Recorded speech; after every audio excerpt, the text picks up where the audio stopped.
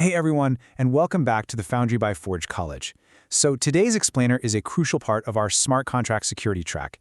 We are continuing our journey through the foundations of access control and diving specifically into authorization flaws.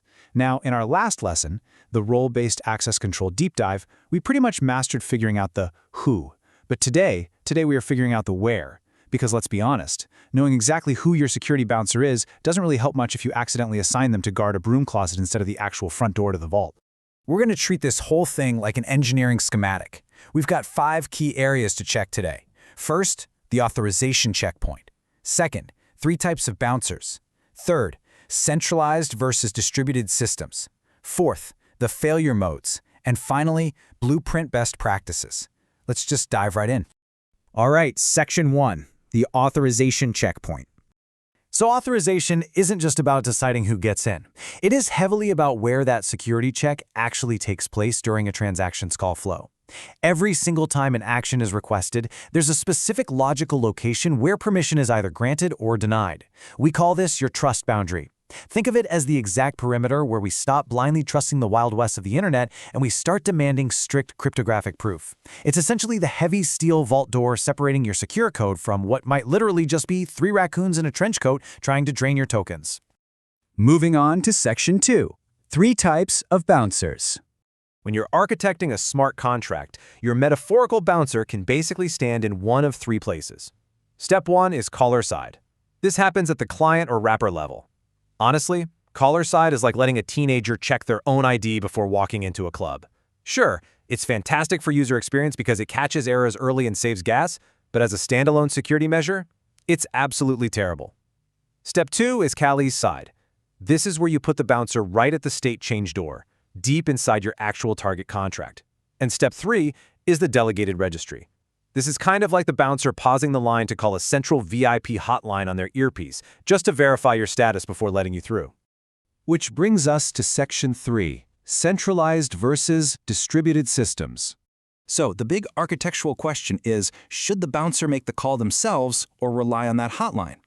Well, with a centralized owner-based model, your trust boundary is incredibly tiny. The enforcement is atomic and it's exceptionally simple to audit because all the logic is sitting right there in the contract. The downside? It's pretty hard to upgrade. On the flip side, a distributed, delegated role registry gives you the dynamic flexibility to update VIP lists across multiple clubs simultaneously. It's super powerful, but you're going to incur extra gas costs for those external calls, and you absolutely need bulletproof governance because your attack surface just got a whole lot bigger. And that expanded attack surface leads us to a rather terrifying rhetorical question. What happens if that external registry gets compromised? Because you've fully delegated the decision-making, a single bug or a malicious address in the registry means instant, cascading failure. Literally every single contract relying on that VIP hotline is breached the exact same second. Your whole ecosystem falls like dominoes. All right, section 4, the failure modes. When things inevitably break, the blast radius depends entirely on the model you chose. For instance, a caller-side failure usually restricts unintended access. If the internal logic breaks, the transaction just reverts. The door jams shut, and you're safe. But if you're trusting a caller-side model, you are leaving the front door wide open, basically assuming everyone in Web3 is going to play nice, which, let's be real, is a hilarious recipe for disaster. And the delegated model, as we just talked about, you're betting your system's life that the registry remains perfectly honest and completely available 24/7. And all of this brings us to what I consider the absolute golden rule of security engineering. Ready? Always. Fail. Closed. Think about the heavy blast doors in a nuclear power plant. If the power goes out, those doors don't swing wide open for convenience. They physically lock shut. Your smart contracts must do exactly the same thing by using restrictive defaults. If an authorization check bugs out, or if some data is missing, the default action must always be to completely deny access. No exceptions. Finally, section 5, blueprint best practices. Okay, let's wrap this up with your ultimate blueprint checklist. 1. Never rely solely on caller-side UX guards. Just don't do it. 2. Document your trust boundaries clearly so your auditors aren't left guessing. 3. If you use mutable registries, secure them with ironclad governance. 4. Always default to restrictive access. And lastly, actually, let me emphasize this because it's the most critical rule here. Enforce your authorization rules before you mutate any state or make external calls.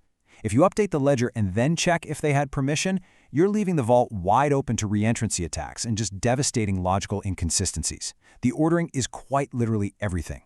So I want to leave you with a challenge. Take a hard look at your code today. Ask yourself, are your smart contracts implicitly trusting the caller, or are they actively enforcing a concrete, well-defined security boundary? If you want to dive deeper into securing your architecture and migrating to safe role registries, you definitely need to visit forge.college to continue your Web3 security journey. Check out the resources there, keep your boundaries tight, and as always, keep building safely. See you next time.